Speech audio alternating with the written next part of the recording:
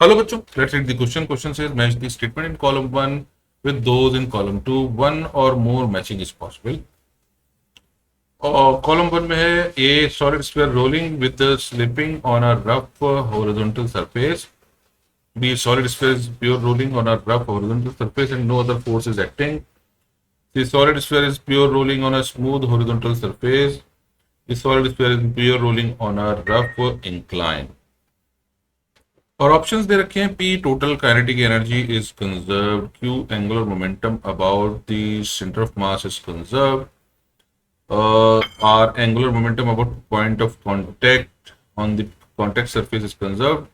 S momentum is conserved, and T total mechanical energy is conserved. सबसे पहले आते हैं फर्स्ट केस में. Total sphere rolling, solid sphere rolling with slipping on a rough horizontal surface. तो solid sphere है और slip करते हुए जा रहा है. तो अगर स्लिप करेगा तो ऑब्वियसली अगर ये स्लिपिंग इसकी फॉरवर्ड है तो फोर्स ऑफ फ्रिक्शन लगेगा बैकवर्ड डायरेक्शन में. तो काइनेटिक एनर्जी ऑब्वियसली लूज हो जाएगी. यानी kinetic energy is not constant क्योंकि सराउंडिंग में एनर्जी लूज हो जाएगी. तो पी तो नहीं होगा ए के लिए point. Q angular momentum about centre of mass is conserve. Centre of mass के अबाउट क्योंकि फोर्स ऑफ फ्रिक्शन लग रहा है तो टॉर्क नॉन जीरो होगा. तो सेंटर ऑफ मास के अबाउट इसका एंगुलर मोमेंटम कंजर्व नहीं रहेगा.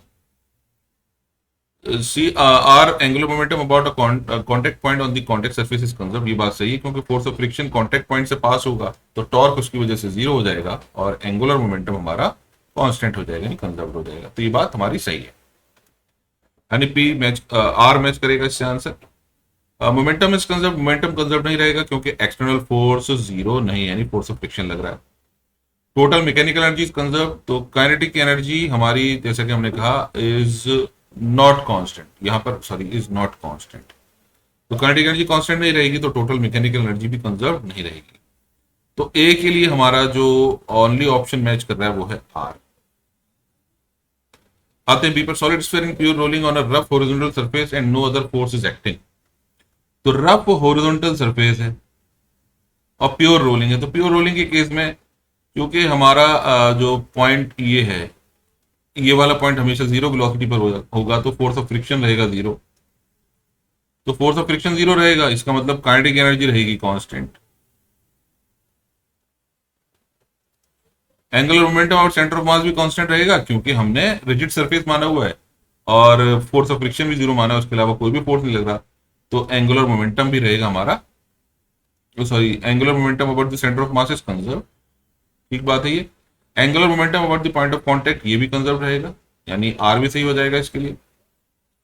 यानी बी के लिए हम ले सकते हैं कौन कौन सी चीजें सही है.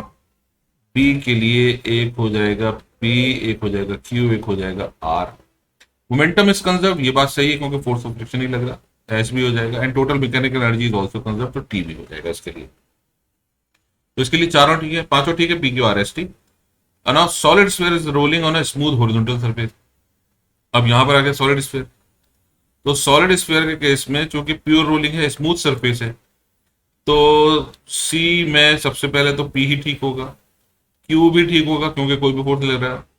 Angular momentum about point of contact on the surface is conserve. ये भी बात ठीक है. पी क्यू आर भी हो जाएगा, एस भी हो जाएगा और टी भी हो जाएगा क्योंकि एक्सटर्नल फोर्स नहीं लग रहा. तो यानी सिचुएशन सेम बी जैसी हो जाएगी. अब आते हैं डी पर.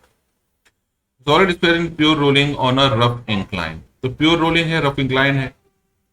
Total kinetic energy is conserved. तो जैसा कि हम जानते हैं काइनेटिक एनर्जी कंजर्व नहीं रहेगी क्योंकि काइनेटिक एनर्जी हमारी इंक्रीज होती चली जाएगी, मैकेनिकल एनर्जी हमारी कांस्टेंट रहेगी. तो पी हो जाएगा गलत. Angular momentum about the centre of mass is conserve. ऐसा नहीं है क्योंकि इसका एंगुलर एक्सेलरेशन होगा. एंगुलर एक्सेलरेशन होगा तो ऑब्वियसली इसका एंगुलर मोमेंटम चेंज होगा. तो ये भी गलत हो जाएगा. Angular momentum about the point of contact भी हमारा कंजर्व नहीं रहेगा क्योंकि क्यू गलत है. Momentum is conserve. मोमेंटम भी कंजर्व नहीं रहेगा क्योंकि एक्सटर्नल फोर्स mg इसको एक्सेलरेट कराता हुआ लाएगा. And T the total mechanical energy is conserve. Total mechanical energy भी कंजर्व रहेगी. टोटल मैकेनिकल एनर्जी कंजर्व रहेगी क्योंकि प्योर रोलिंग हो रही है. तो हमारा आंसर इसका हो जाएगा टी. तो हमारा जो ऑप्शन मैच करता हुआ है वह option number 2. I hope you understood the solution. Thank you.